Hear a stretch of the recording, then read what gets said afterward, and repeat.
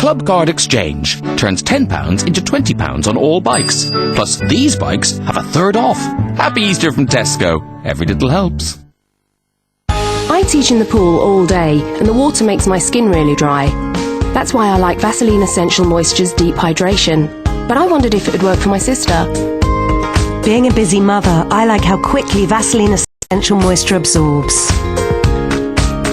Deep hydration and quick absorption in one perfect daily body lotion. Try Vaseline Essential Moisture today. And now half price at Superdrug. I don't like doctors. I know. Bummer, right? He's got a bedside manner to die for. You're stealing from a woman in a coma.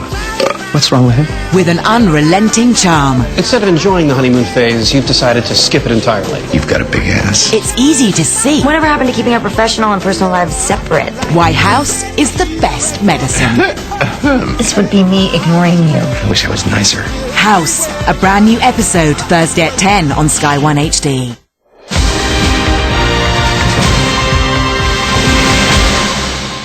Well, you're watching Bolton & Co. here on Sky News, and in exactly 3 weeks' time, they'll be about to start the votes in the AV referendum campaign. The Economist magazine has some interesting comments on that today. It says that both sides, the yes and the no campaign, have staged a mud pie fight with spurious partisan claims and counterclaims, and goes on to accuse them both of cartoonish exaggeration. Well, joining me now is Baroness Varsi of the No campaign, of course, Conservative Cabinet Minister. She's just unveiled a new poster. What does your poster show? Well, the poster shows two people in a boxing match, and it shows that the person who is on the floor knocked out wins, because what we're trying to show is that under AV, losers can become winners. Would you show that? Would you accept that that is a cartoonish exaggeration? No, I think it is a way in which you try and explain to the general public what is actually quite a confusing and boring subject. But if you have two boxers, that's not going to happen. If you have two boxers, it's not going to happen. Two candidates, one will win, the one with the most votes. So it's a rubbish poster. No, it isn't actually, Adam, because if you actually have a situation where you have 5 or 6 different candidates... And do you show 5 or 6 different candidates? No, well, let me explain. And AV is actually a system which the Yes campaign are saying should be about somebody getting more than 50% of the votes. What you can find is that the two that are left in the final are not necessarily, the person who wins is not necessarily the person who got the first vote. And they've got AV in Australia, haven't they? They have, and what happened and when... do you know how often it happens in Australia, that the person who doesn't come first in the first round wins? Well, Adam, are you going to let me answer the question? Let me tell you what happens in Australia. When they bought in the AV system... I've asked you what happens in Australia. Well, let me tell you what happens in Australia. When they bought in AV, they actually had a situation where voter turnout went down, and then they had to bring in compulsory voting. And in Australia, 6 out of 10 people want to go back to the system that we have. Right, thank you. Now, we have a system... Perhaps now you'll answer my question about Australia, where you accept they have an AV system. Yes. How often does the candidate who is not coming first in the first round not go on to win? I.e., how often does your poster happen? Do you know? Well, I'll give you the details. I mean, I couldn't give you the detail right now. Well, it's a matter of fact. It's been recorded by academic. How often do you think it happens? Well, you tell me. No, you tell me. I'm telling you, it is something that does happen. You put up this poster saying that the person who comes first doesn't come first. I'm asking you, under AV in Australia, how often it happens where they have an AV system? I'm telling you that under AV, there are people who do not get more votes than everybody else first time round who go on to win. How often does it happen? And that is a system which is confusing and is unfair. You're saying that AV will distort the results. I'm saying if you have a list of candidates and one candidate has the most votes in the first round, how often does that candidate not go on to win, which is your claim? That is your accusation against the system. I will be able to tell, I can go away and I can tell you how often, in which elections, at which level, in which state, various candidates have won. I'll tell you, so I'll tell you, in most cases it's under 5% in most of the elections they've had.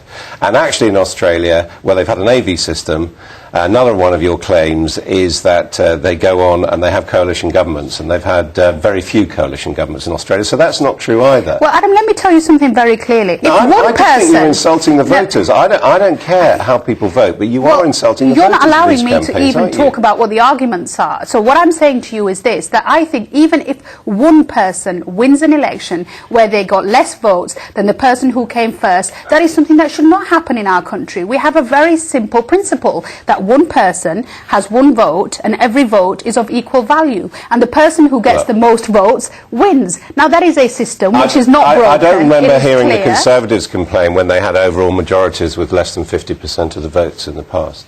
Well, this is not about 50% of the votes. This is about something more fundamental than that. This is about a very simple fundamental belief that every person in this country, wherever they come from, however much they earn, whatever colour they are, actually have exactly the same vote as their neighbour, and both their votes are of equal value. Now, I think that is a principle that is worth defending. You may not agree with that, but I think that is something that is so fundamental to the way that we have actually fought elections in the past. And your opponents would say in the Yes campaign, they would say one vote only counts once for a candidate. That's what happens under the AV system. I don't understand what you've just said.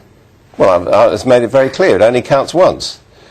Because in the end, a candidate wins or is defeated, and the total number of votes are counted on the last two candidates. So that's what happens. But that's completely not true. Untrue. It is completely untrue, because actually, if you vote for the sixth candidate, you vote once, you are then knocked out, but your second preference is counted. You have put out an advert. No. Your broadcast this week showed, first of all, a race with two candidates way ahead, and somehow magically the third candidate wins, which is simply impossible under the AV system. It then goes on to suggest that somehow, if you have AV, you're also automatically going to have the sort of coalition stitch-up situation, which, of course, you're a member of the government with the Lib Dems right now, which, again, is not remotely connected to the voting system. But, again, on both of those counts, with all due respect, Adam, you are wrong.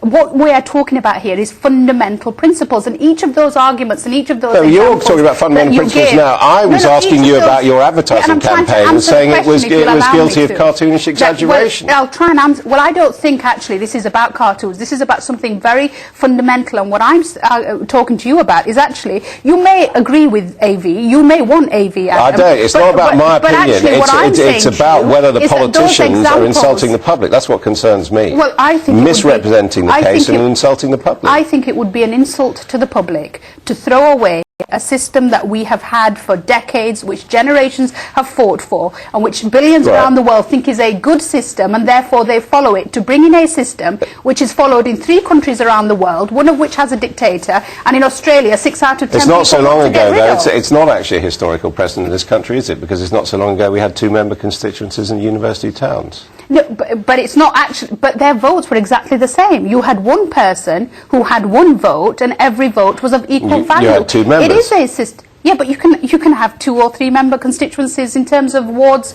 on local elections. That doesn't actually take away from the fact that every person who goes into the ballot booth and votes actually has one vote, and that vote is of equal value. And you disapprove of the electoral systems in Scotland and Wales and Northern Ireland? I think general elections are when the whole nation comes out and elects constituencies. Well, so the whole nation is and more members of Parliament. So you think that a fundamentally unfair and corrupt system should stay in place in Scotland and Northern Ireland and Wales? I think that the system that we're talking about on May the 5th is a referendum on whether or not at future general elections we keep the present system of first past the post or change it to AV. I don't think AV is a good system. Now, whether they operate it in Scotland, or the way they operate it in Scotland, or they operate it in Wales, it has already been put in place. What we are arguing about on May the 5th is whether or not we should have this system, which is costly, and how close do you think it is right which now? Is unfair. Well, it's close. I don't think you can take the result for granted, which is why I'm campaigning so passionately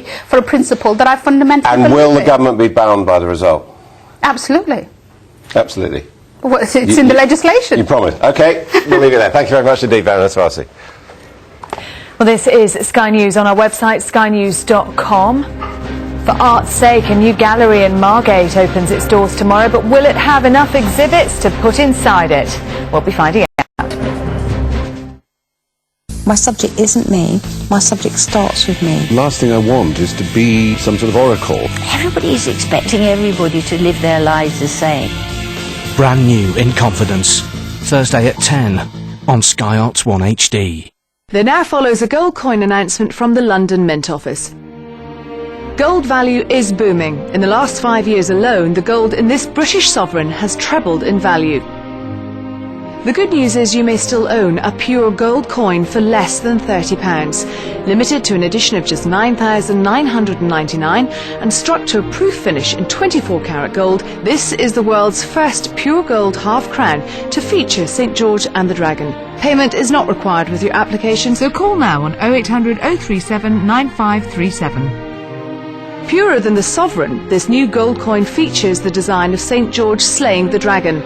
Successful applicants will also qualify to view further coins in Fabula Aurum, the story of gold, collection of pure gold coins struck in tribute to the greatest gold coins in history, dispatched at the London Mint Office release price, on approval and without obligation. To apply now, call 0800 037 9537.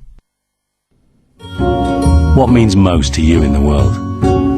My wife, my kids, my home cinema. My independence and security. My business means everything. My laptop.